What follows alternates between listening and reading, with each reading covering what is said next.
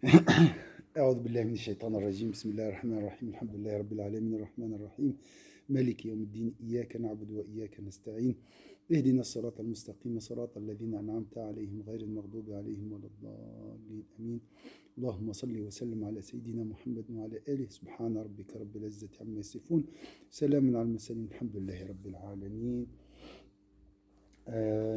Donc la connaissance de Sayyidina Mohammed sallallahu alayhi wa sallam fait partie de son amour qui contribue au bon suivisme de Sayyidina Mohammed. Bien sûr, nous suivons tous Sayyidina Mohammed sallallahu alayhi wa sallam, mais comment le suivre? C'est ça la question. Dans ses assises, le prophète sallallahu alayhi wa sallam implorait le pardon de Dieu 100 fois.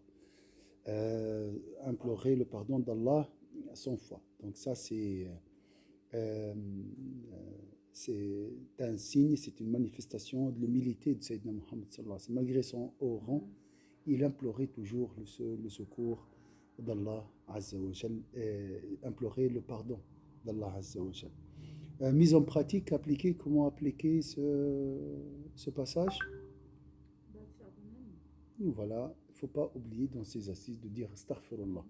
On le dit bien sûr après un péché, qu'Allah nous préserve, mais aussi pendant, je ne sais pas, le prophète sallallahu alayhi wa sallam, bien sûr, on a vu ça ailleurs, le prophète sallallahu alayhi wa sallam demande le pardon d'Allah Azza wa Jalla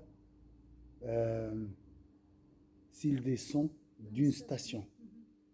Donc nous implorons le pardon d'Allah Azza wa Jalla dans la zone des ténèbres. Un péché, je monte vers le zéro. Le prophète sallallahu alayhi wa sallam a 70 stations. Donc s'il descend d'une station, il demande le pardon d'Allah pour cette descente. Donc c'est 70 stations. Mais comment le peut descendre d'une station? Mais dans les lumières. D'accord? Ça me semble inconcevable. Vous voyez les degrés de lumière. Oui. S'il descend d'un degré de lumière, dans la lumière, pour lui c'est un grand péché. Donc c'est pour ça qu'il implore le secours d'Allah. La même chose, donc maintenant le prophète sallallahu alayhi wa sallam est en élévation permanente dans les degrés, les stations. Comment? Grâce à quoi? Grâce à la prière d'Allah sur lui. À chaque fois Allah prie sur lui, il s'élève dans les degrés. Ça c'est pour l'istighfar du prophète sallallahu alayhi wa sallam. Il y a quelqu'un qui a autre chose, autre interprétation. Ils ont dit, en fait, il ne fait pas l'istighfar pour lui. Justement, j'allais vous dire, est-ce qu'il ne fait pas pour la Ummah en fait? C'est pour la Ummah, pour la nation. Il y a aussi, j'ai entendu cette interprétation. Signe d'humilité. Pour appliquer cette sunna, on dit astaghfirullah pendant un cours, d'accord? Durant sa prière, ses pleurs étaient tels qu'on pouvait entendre de sa poitrine un son semblable au bouillonnement d'une marmite. Ça, c'est aussi un autre signe d'humilité, d'accord? C'est un autre signe d'humilité du prophète sallallahu alayhi wa sallam. Et qu'est-ce qu'on peut dire aussi? Un autre signe de soumission, de crainte révérentielle d'Allah Azza wa Jal. Porte Ikram, est-ce que tu as une remarque ici? Non, c'est assez clair, je vous écoute. Voilà. Voilà. Donc ici, la mise en pratique aussi, comme on a dit, parmi les bienséances de la lecture du Coran, les pleurs. Et des fois, il faut s'efforcer de pleurer. Et l'imam, il a dit, si tu n'arrives pas à pleurer, pleure parce que tu n'arrives pas à pleurer. Parce que c'est quand même, c'est le cœur... c'est une forme du durcissement du cœur. Voilà. Et subhanallah, les pleurs lavent le cœur. C'est un nettoyage.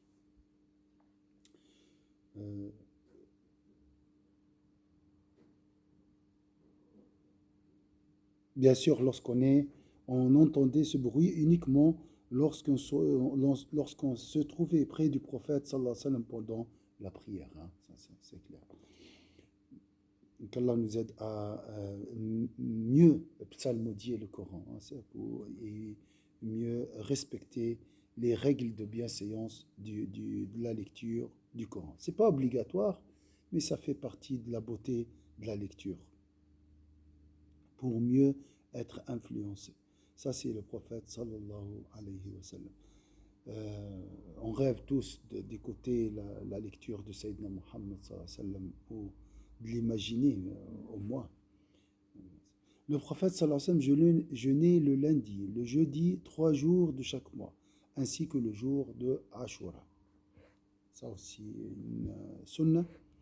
Au moins pendant l'hiver, on peut l'appliquer facilement. D'accord. Une remarque ici. Le jeûne, pour vous, c'est une manifestation de... C'est le meilleur acte d'adoration envers Dieu. Oui, c'est un pilier de l'islam, c'est une adoration qui nous rapproche de Dieu. C'est le premier pas dans le cheminement spirituel, ça commence par le... Parce que c'est quoi le jeûne? La définition du jeûne, c'est quoi? La finalité du jeûne, c'est quoi? De se purifier. Se purifier, se détacher de la matérialité, de la vie d'ici-bas qui commence par la nourriture. Hein? Si vous... Et une remarque, ma sœur réclame? Pour le jeûne du jeudi et lundi, Oui. pour moi, c'est aussi c'est aussi suivre l'exemple de Sayyidina Muhammad alayhi salatu wa salam, et suivre la tradition prophétique aussi. Dans Voilà. ce sens, mis à part le jeûne obligatoire, chaque Ramadan ou sunan. Très bien. Donc, appliquer la sunna de Sayyidina Muhammad. Pourquoi le prophète jeûnait le lundi souvent? On lui a interrogé sur cette question. C'est pas parce qu'il est né un lundi. Oui, Voilà. c'est vrai. Il a dit Al-A'mal. Turfa al-A'mal, le jeudi et le lundi, et il a dit, concernant le jour de lundi, c'est le jour de ma naissance. Ah oui, c'est vrai. Ça aussi. Pourquoi les 3 jours de chaque mois, lesquels? Les jours blancs. Les jours blancs. Pourquoi les jeûner? Et pourquoi ils s'appellent blancs? Parce que c'est la pleine lune. Mais pourquoi les jeûner, je sais pas. Subhanallah, j'ai lu une Peut-être parce explication. que quand la lune elle est pleine, bah, elle est symbole de pureté, je sais pas. Oui. La ilaha illallah, c'est Muhammad Rasulullah. Ouf, les jours blancs. C'est lié à la colère de toute façon. À la colère. La colère, oui. La criminalité augmente pendant le 13, 14, 15 de chaque mois hijir. C'est la marée, tu vois, la lune, quand elle est pleine, elle influence les mers. Elle influence ce qu'on appelle la marée. D'accord? Et l'homme, vu qu'il est constitué de 75% d'eau, donc l'eau aussi très agitée pendant cette période. Donc pour calmer cette marée humaine, on jeûne, hein, voilà, pour ne pas... regardez, hein, pendant ces jours, vous êtes énervé. Hein, En plus, on dort mal, il y a pas mal de... Voilà, on est très agité. Donc le jeûne, si tu donnes, tu alimentes le cœur par plus d'énergie alors qu'il est déjà énervé et très agité, vous pouvez imaginer les conséquences. Donc ça, c'est les jours blancs, mais j'ai oublié pourquoi ils s'appellent blancs. Moi, je pensais que c'était en référence à la pleine lune. Pleine Parce que lune. la lune, elle est blanche en entier. Oui, les blanches, l'homme devient pâle, non, c'est pas ça, c'est pas ça. Tu vois, quand tu lis quelque chose et tu la transmets pas, tu l'oublies. Subhanallah. Avant, c'était vraiment dommage. Je connaissais, mais c'était magnifique l'explication de blanc. Non, c'est pas parce que le corps devient blanc, pâle. Non, le contraire, il y a plus de sang, hein, qui court dans les veines. En fait, sur Internet, il est dit que وسميت بذلك Oui, لتميز ليلها ببياض نور القمر حتى يكون القمر شاهد الأيام بدرا كاملا. voilà, ça c'est physique. Mais spirituellement, il y a une explication aussi.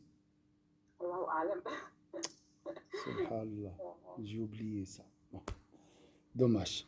Par ailleurs, il était rare qu'il rompe son jeûne le vendredi. Donc, il n'est pas recommandé de jeûner jeudi uniquement. D'accord? Tu peux jeûner un jour avant.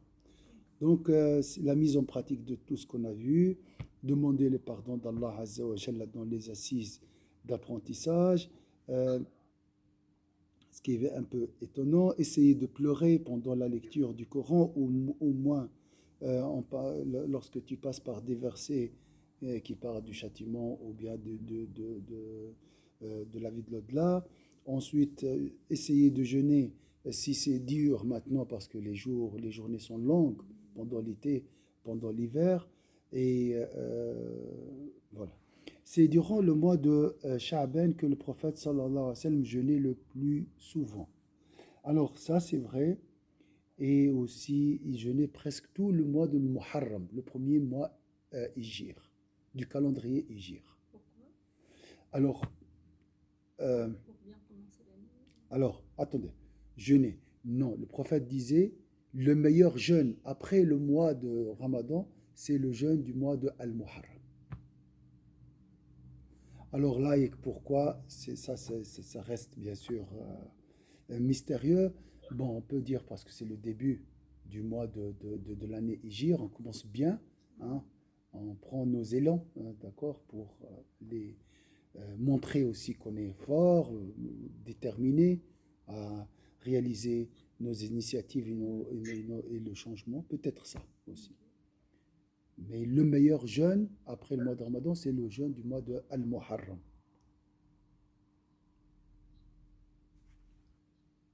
Une remarque, ma soeur Ikram? Non. Non. Lorsque les yeux du prophète sallallahu alayhi wa sallam dormaient, son cœur, lui, ne dormait jamais, car il attendait la révélation.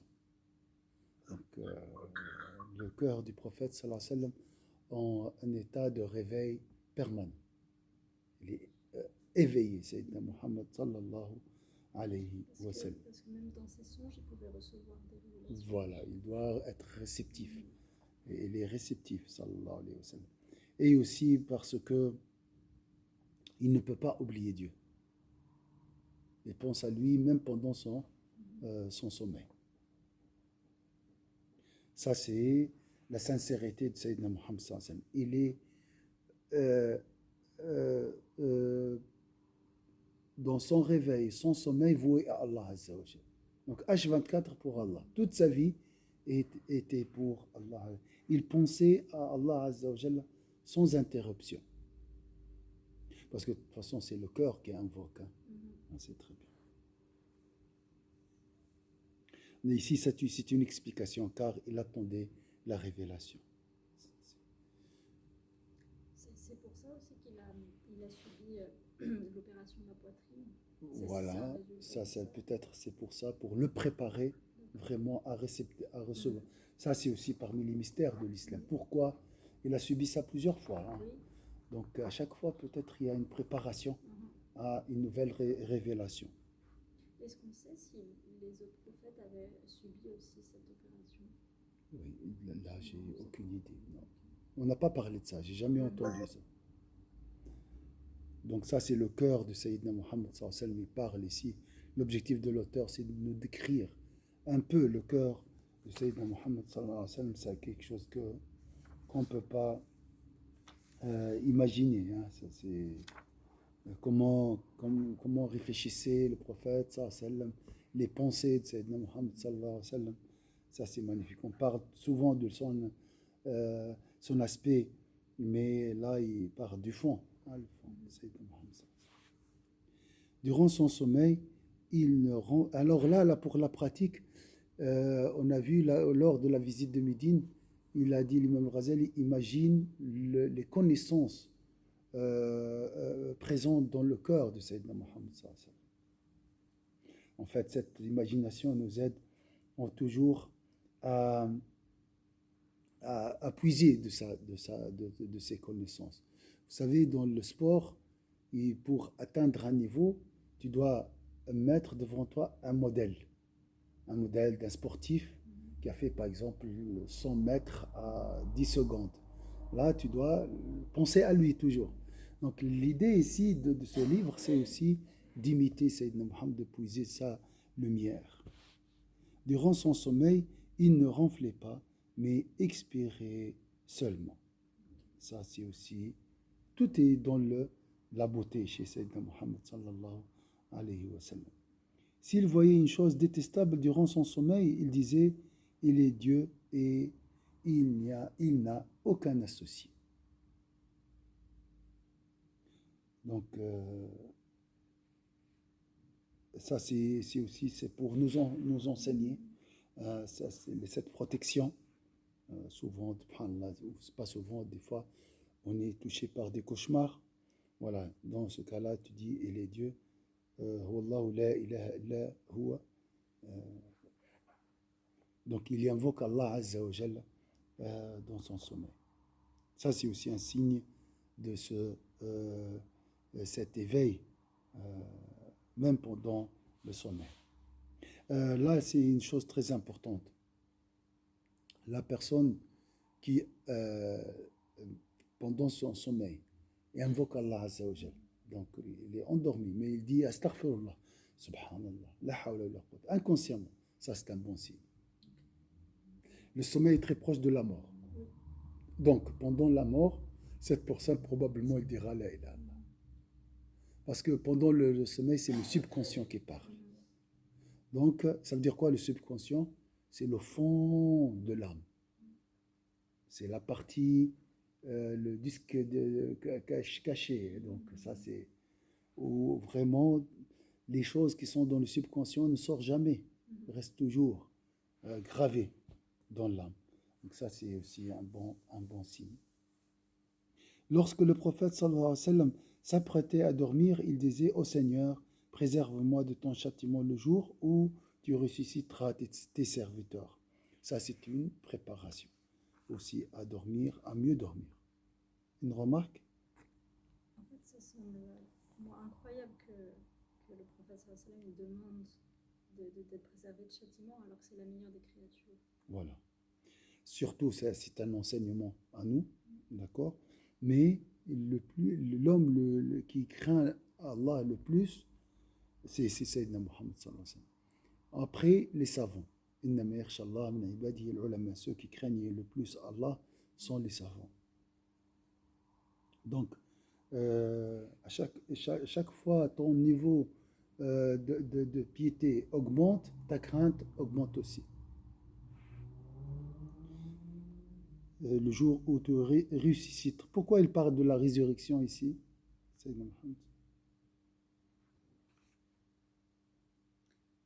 qu'il ne sait pas s'il va se rencontrer. Voilà. Peut-être la personne peut mourir et la prochaine étape, c'est la résurrection. Sommeil, mort, et voilà la tombe. Ensuite, la prochaine étape, ce sera la résurrection. Donc il voyait plus loin le prophète sallallahu alayhi wa sallam. Mais mourir dans ton sommeil comme ça, c'est pas dans les meilleures morts, justement. Oui, bien sûr, ça dépend de l'état de la personne. C'est pour ça, avant de dormir, il faut vider son cœur, il faut avoir un cœur léger, pas de rancune, vraiment, ça c'est pardonner à tout le monde avant de dormir. Le compagnon là qui a gagné le paradis, vous connaissez son histoire. Faisait pas beaucoup de choses, mais avant de dormir, il vide son cœur de toute rancune envers un musulman. Donc on essaye aussi, subhanallah, avec les natels maintenant, on oublie de faire le dua de dormir, pour dormir.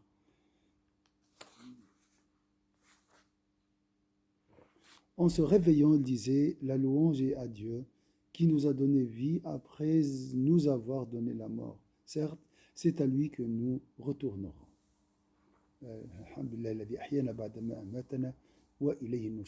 Cette invocation, elle défait un nœud. Vous savez, il y a 3 nœuds. Avant de dormir, le diable frappe pour un nœud sur la nuque ici.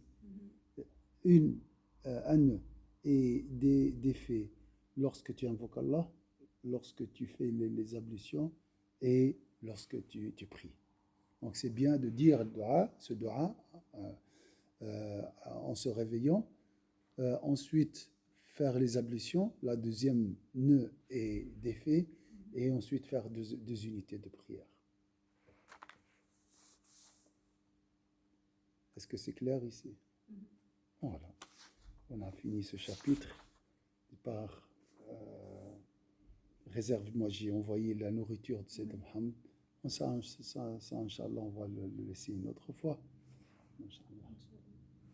أعوذ بالله من الشيطان الرجيم بسم الله الرحمن الرحيم والعصر إن الإنسان في خسر إلا الذين آمنوا وعملوا الصالحات وتواصوا بالحق وتواصوا بالصبر سبحانك اللهم وبحمدك نشهد أن لا إله إلا أنت نستغفرك ونتوب إليك سبحان ربك رب العزة عما يصفون سلام على المرسلين الحمد لله رب العالمين. Comme ça, on a la conscience tranquille concernant les droits de Sayyidina Mohammed sur nous. Au moins, on a parlé de lui une fois par semaine. Hein. J'y parle ici de la vie de Sayyidina Mohammed. Mais tout souvent, il est mentionné. Vous avez une remarque, ma soeur Ikram, est-ce que tu veux ajouter quelque chose? Barakallah fikum. On essaye, Inch'Allah, de mettre. Ils disent que si tu entends quelque chose sur le prophète, essaye de la mettre au moins une fois dans ta vie. Une fois dans ta vie. Inch'Allah. Inch'Allah. Shukran jazilan. Assalamu alaikum. Narkum sa'id. Shukran, Mufti. Shukran.